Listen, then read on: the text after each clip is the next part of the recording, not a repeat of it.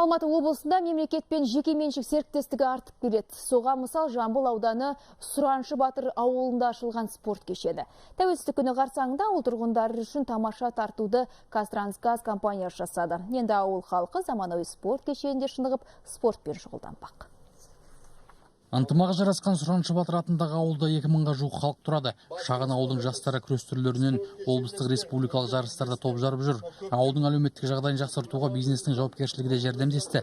Қазтрансгаз компаниясы 1 гектарға спорт кешенін салды. Кешенде 8 адам жұмыс істейді. Біз болашақты келешекте ойласақ, осы қазіргі таңдан бастап біз осы жақсы тәрбие беру үшін, осы патриот сезімдің қондыру үшін осындай біз үлкен нақты істерін әрқашанда біз қолдаймыз. Абылай мен Дархан жас балуандар бұрын мектеп спорт залында жаттығатын. Сөйтіп жүр бірталай жеңістерге жетті.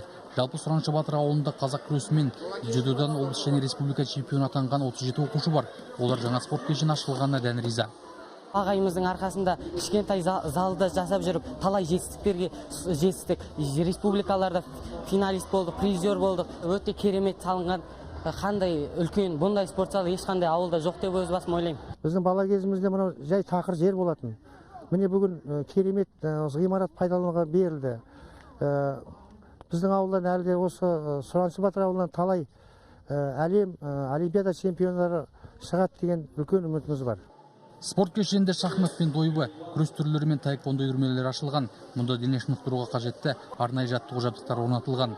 Ал шағын футбол алаңында тартыс ойындар өтпек. Оған ауыл азаматтары да жиі барып тұрамыз дейді. Алмас Садуақас, Сержан Жұмабаев, 24 KZ, Алматы облысынан.